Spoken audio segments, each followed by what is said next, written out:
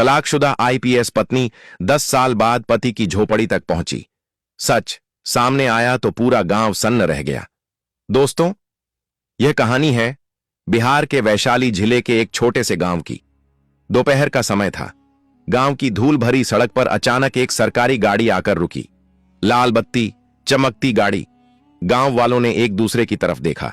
सब समझ गए ये कोई आम आदमी नहीं है। गाड़ी का दरवाजा खुला। जैसे ही एक औरत बाहर उतरी, पूरा गांव खामोश हो गया। वह थी आईपीएस अंजलि सिंह, वर्दी में, सख्त चेहरे के साथ, लेकिन आंखों में कुछ ऐसा था जो वर्दी से छुपा नहीं था। उसकी नजरें सीधी उस टूटी फूटी झोपड़ी पर टिकी थीं जहां 10 साल पहले उसका रिश्ता टूटकर बिखर गया था। झोपड़ी के अंदर था मनीष, वह आदमी जो कभी उसका पति था। अंजलि झोपड़ी के दरवाजे पर आकर रुक गई और वहीं उसकी आंखों के सामने 10 साल पुरानी जिंदगी घूमने लगी। तब यही धर्मपुर गांव था, लेकिन तब अंजलि आईपीएस नहीं थी। तब उसके हाथों में किताबें होती थीं और आंखों में बड़े सपने। वह उन लड़कियों में से नहीं थी जो किस्मत के भरोसे जिंदगी गुजार देती हैं। मनीष को उसने पहली बार स्कूल में देखा था। धीरे धीरे बातें शुरू हुईं, फिर मुलाकातें और फिर दिल। अंजलि ने अपने सपनों के बारे में बताया। बोली, मैं अफसर बनना चाहती हूं। मनीष ने न हंसकर उड़ाया न सवाल किया, बस शांति से कहा, मैं तुम्हारी मदद करूंगा, बस तुम अफसर बन जाओ। यही बात अंजलि को सबसे अलग लगी। न शक न रोक, सिर्फ भरोसा। धीरे धीरे प्यार हुआ और फिर शादी। शादी के बाद जिंदगी मुश्किल थी लेकिन खूबसूरत। अंजलि रात रात भर पढ़ती। मनीष पास बैठा रहता, कभी पानी रख देता तो कभी किताबें। पहली बार जब अंजलि परीक्षा में फेल हुई, वह पूरी रात रोती रही। मनीष ने कोई लंबा भाषण नहीं दिया, बस उसे सीने से लगाया और कहा, इस बार नहीं हुआ तो क्या हुआ, हम फिर से मेहनत करेंगे। दूसरी बार भी नहीं हुआ। गांव वालों के ताने शुरू हो गए। मनीष ने सब सुना और चुप रहा। तीसरी बार जब रिजल्ट आया, अंजलि का नाम लिस्ट में था। मनीष देर तक उस कागज को देखता रहा, फिर धीरे से बोला, अब तुम अफसर हो गई। उसकी आवाज में गर्व था। लेकिन यहीं से सब बदलने लगा। शहर, बड़ा घर, नई दुनिया। शुरुआत में अंजलि वहीं थी, मनीष को साथ रखती, उसकी इज्जत करती। लेकिन जैसे जैसे वर्दी का वजन बढ़ा, रिश्ते हल्के होते चले गए। ऑफिस की बातें घर तक आने लगीं। मीटिंग, कॉल, फाइलें। मनीष वहीं था, लेकिन अब वह बस पीछे छूटता जा रहा था। एक दिन अंजलि ने कहा, तुम ये गांव वाले कपड़े मत पहना करो। मनीष चुप रहा। दूसरे दिन बोली, मेरे सीनियर आते हैं, थोड़ा संभल कर रहा करो। मनीष ने बस सिर हिला दिया। धीरे धीरे अंजलि की झुंझलाहट बढ़ती गई और मनीष की खामोशी उसे चुभने लगी। उसे लगने लगा मनीष उसकी तरक्की में फिट नहीं बैठता। एक शाम अंजलि एक ऑफिशियल डिनर से लौटी। मनीष ने बस इतना कहा, तुम बहुत बदल गई हो। अंजलि ने वर्दी उतारते हुए कहा, बदलना पड़ता है, हर कोई तुम्हारी तरह नहीं रह सकता। मनीष ने हिम्मत करके पूछा, क्या मैं तुम्हें शर्मिंदा करता हूं? अंजलि ने बिना सोचे कहा, हां। वह एक शब्द मनीष को अंदर तक काट गया। उस रात उसने खाना नहीं खाया और अंजलि ने नोटिस भी नहीं किया। फिर झगड़े आम हो गए। अंजलि को लगता मनीष उसे रोक रहा है, मनीष को लगता वह खुद को खो रहा है। एक दिन अंजलि ने साफ कह दिया, मैं इस रिश्ते को अब ढो नहीं सकती। मनीष देर तक चुप रहा, फिर बोला, तो छोड़ दो। उस आवाज में गुस्सा नहीं था, सिर्फ थकान थी। तलाक हो गया, ना रोना ना समझौता, बस कागजों पर एक रिश्ता खत्म। अंजलि ने सोचा उसने सही किया। मनीष गांव लौट आया बिना किसी शिकायत के, और आज 10 साल बाद आईपीएस अंजलि खाकी वर्दी में सरकारी गाड़ी के साथ पूरा रुतबा लेकर उसी झोपड़ी के सामने खड़ी थी जहां कभी उसका सब कुछ छूट गया था। लेकिन उसके दिल के अंदर कुछ अजीब सा कांप रहा था, जैसे कोई पुरानी चोट फिर से जाग गई हो। अंजलि ने धीरे से दरवाजे पर दस्तक दी। अंदर से धीमी थकी सी आवाज आई, आ रहा हूं। दरवाजा खुला। सामने मनीष खड़ा था। वही मनीष, लेकिन बिल्कुल बदला हुआ। शरीर पहले से पतला, कंधे थोड़े झुके हुए, चेहरे पर थकान की रेखाएं और आंखों में एक अजीब सी शांति। ऐसी शांति जो बहुत कुछ सह लेने के बाद आती है। उसने अंजलि को देखा, फिर उसकी खाकी वर्दी, फिर कंधों पर चमकते सितारे, और बस इतना कहा, यहां क्यों आई हो? अंजलि एक पल को वहीं ठिठक गई। उसे लगा था मनीष उसे देखकर चौंक जाएगा, शायद नाराज होगा, शायद कुछ कहेगा, लेकिन वह ऐसे खड़ा था जैसे रोज किसी अफसर को इसी तरह देखते रहने का आदी हो। झोपड़ी के अंदर की दुनिया, झोपड़ी के अंदर हल्की सी धूप छन रही थी। मिट्टी का फर्श, एक कोने में पुरानी चारपाई, दीवार से टिकी एक टूटी सी कुर्सी। अंजलि ने चारों ओर देखा। यह वही झोपड़ी थी, लेकिन अब और भी छोटी लग रही थी, जैसे समय ने इसे भी सिकोड़ दिया हो। बैठिए, मनीष ने कुर्सी की तरफ इशारा किया। अंजलि पहली बार हिचकिचाई। इतनी बड़ी अफसर होते हुए भी आज उसे बैठने में झिझक हो रही थी। वह कुर्सी पर बैठ गई। मनीष चारपाई के किनारे। बीच में एक अजीब सी खामोशी थी, ऐसी खामोशी जिसमें शब्द नहीं होते, बस यादें बोलती हैं। गांव में खबर फैल चुकी थी, मनीष की झोपड़ी पर आईपीएस मैडम आई हैं। लेकिन हैरानी की बात यह थी कि कहीं कोई शोर नहीं था, कोई भीड़ नहीं थी, बस चुप्पी। अंजलि को लगा यह चुप्पी सामान्य नहीं है। मनीष उठा, मटके से पानी निकाला, एक गिलास में भरकर अंजलि की तरफ बढ़ा दिया।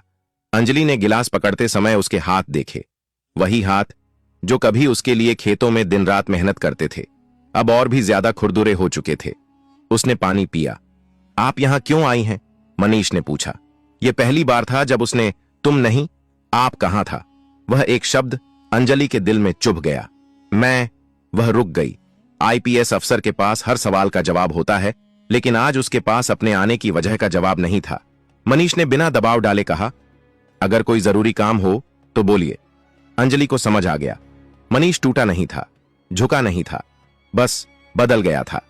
तभी बाहर खड़ी कमला देवी आगे बढ़ी, गांव की सबसे बुजुर्ग औरत, जो सब कुछ जानती थीं। उन्होंने अंजलि की वर्दी देखी, फिर उसकी आंखों में झांका और कहा, मैडम, अंदर जगह कम है, बात बाहर कर लें तो अच्छा रहेगा। अंजलि बाहर आ गई। अब पूरा गांव सामने था। कमला देवी ने भारी आवाज में कहा, आप 10 साल बाद आई हैं। अंजलि ने सिर झुका लिया, धीमे से पूछा, सब ठीक है ना? कमला देवी रुकी, फिर बोली, सब ठीक तब होता जब मनीष बोल पाता। अंजलि चौंक गई। मतलब? एक एक करके लोग बोलने लगे। तलाक के बाद मनीष गांव छोड़कर शहर गया था काम ढूंढने, लेकिन हर जगह लोग पूछते, आईपीएस अफसर का पति होकर मजदूरी? कुछ हंसते थे, कुछ ताने मारते थे। अंजलि की सांसें तेज हो गईं। कमला देवी बोली, लेकिन मनीष ने कभी नहीं कहा कि आपने उसे छोड़ा। वो बस यही कहता था, गलती मेरी होगी। ये सुनते ही अंजलि की आंखें भर आईं। एक आदमी बोला, एक बार थाने में भी बुलाया गया था। अंजलि घबरा गई। क्यों? झूठे केस में, आदमी बोला। लोग कहते थे आईपीएस की बीवी का नाम लेकर धमकाता है। मनीष ने बस इतना कहा था, नाम मत लो, वो अब मेरी नहीं है। कमला देवी ने आखिरी बात कही, मैडम, मनीष ने आपकी वजह से अपनी आवाज खो दी। अब वो इसलिए कम बोलता है क्योंकि जब बोलता था लोग हंसते थे। अंजलि पीछे मुड़ी। मनीष झोपड़ी के दरवाजे पर खड़ा था, शांत, बिल्कुल शांत, जैसे ये सब बातें उसकी नहीं, किसी और की हों। कांपती आवाज में अंजलि ने पूछा, यह सब तुमने मुझे कभी क्यों नहीं बताया? मनीष ने पहली बार सीधे उसकी आंखों में देखा और बस कहा, आपने कभी पूछा ही नहीं। यह वाक्य अंजलि को किसी थप्पड़ की तरह लगा। अब उसे समझ आ रहा था, यह सिर्फ एक टूटा हुआ रिश्ता नहीं था, यह एक आदमी की चुपचाप दी गई कुर्बानी थी।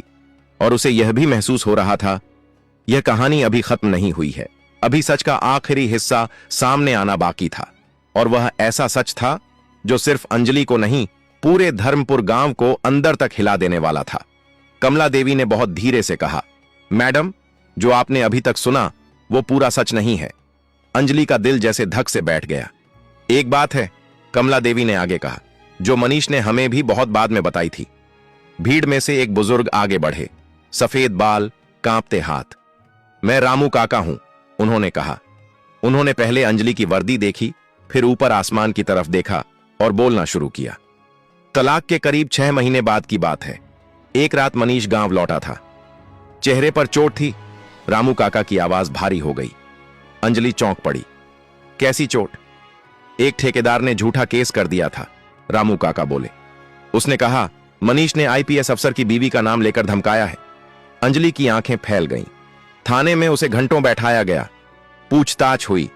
किसी ने कहा, बीवी से एक बार बात कर लो, वो अफसर है, 1 मिनट में छूट जाओगे। रामू काका ने गहरी सांस ली। मगर मनीष ने साफ कहा, वो मेरी बीवी नहीं है और उसका नाम मत लो। अंजलि का सिर अपने आप झुक गया।